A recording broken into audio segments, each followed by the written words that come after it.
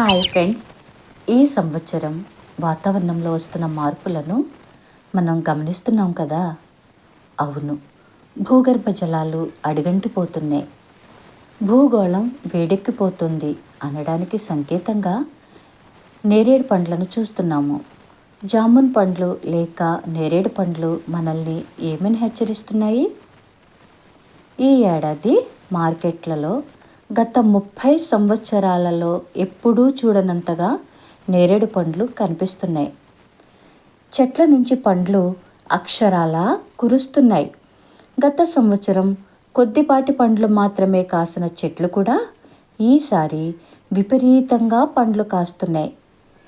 ఇప్పటికే ఎక్కువ పండ్లు కాసే చెట్లయితే మరింత భారీగా పండ్లను రాలుస్తున్నాయి.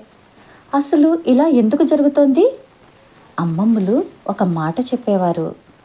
వేసవిలో నేరేడు చెట్లు ఇంతగా పండ్లు రాలిస్తే ఆ సంవత్సరం కరువు వచ్చే అవకాశాలు ఎక్కువ అని. ఆశ్చర్యకరంగా శాస్త్రం కూడా ఈ సాంప్రదాయ జ్ఞానాన్ని చాలా వరకు సమర్థిస్తుంది. వృక్షశాస్త్రంలో ఈ పరిస్థితిని మాస్టింగ్ లేదా స్ట్రెస్ ఫ్రూటింగ్ అంటారు.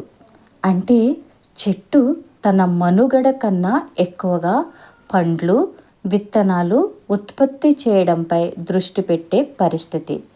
దీనిని కొందరు సూసైడ్ ఫ్రూటింగ్ లేదా బంపర్ క్రాప్ అని కూడా పిలుస్తారు. జాతి మనుగడ కోసం ప్రకృతి ప్రయత్నం చేస్తుంది. చెట్టు భూగర్భ జలాలు తగ్గుతున్నాయని లేదా వాతావరణంలో పెద్ద మార్పులు రాబోతున్నాయని గుర్తించినప్పుడు అది ఒక రక్షణ చర్యలోకి వెళుతుంది. నేను భవిష్యత్తులో బతకలేకపోవచ్చు అని చెట్లు భావించినట్లుగా తన శక్తినంతా విత్తనాలు ఉత్పత్తి చేయడంలో పెట్టుబడి పెడుతుంది. తద్వారా తన జాతి కొనసాగుతుందని ప్రకృతి నిర్ధారిస్తుంది. కొత్త పెరుగుదలను తగ్గించడం. ఇలాంటి సంవత్సరాల్లో చెట్లు కొత్త కొమ్మలు, చిగుర్లు తక్కువగా వేయవచ్చు లేదా పూర్తిగా ఆపేయవచ్చు.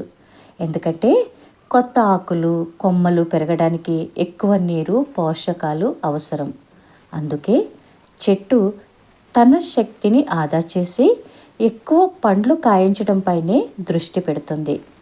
దీనివల్లే గత సంవత్సరం తక్కువ పండ్లు కాసిన చెట్లు కూడా ఈసారి పండ్లతో నిండిపోయాయి. అమ్మమ్మల మాటల వెనుక ఉన్న శాస్త్రం. అమ్మమ్మల పరిశీలనలు చాలాసార్లు ప్రకృతిని దగ్గరగా గమనించడం వల్ల వచ్చినవే.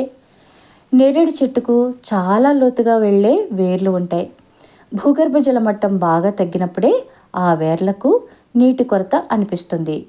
ఈ నీటి ఒత్తిడి చెట్టుకు ఒక హెచ్చరిక సంకేతంగా పనిచేస్తుంది. అందువల్ల వేసవిలో నేరేడు చెట్లు అసాధారణంగా ఎక్కువ పండ్లు కాయించి రాలిస్తే అది రాబోయే ఎండలు లేదా నీటి కొరతకు ప్రకృతి ఇచ్చే సూచన కావచ్చు. నేరేడు చెట్టు ఆత్మహత్య చేసుకోవడం లేదు. తన తరువాతి తరాలు బతికేలా విత్తనాల రూపంలో ఎక్కువ సంతానాన్ని సృష్టించేందుకు చివరి వరకు ప్రయత్నిస్తోంది. ప్రకృతి చక్రం నిజంగా అద్భుతమైంది.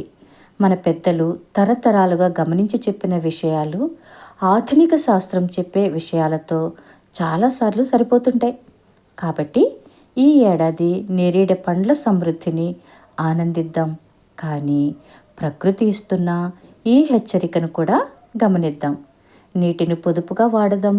ప్రకృతి వనరులను బాధ్యతగా వినియోగించుకుందాం.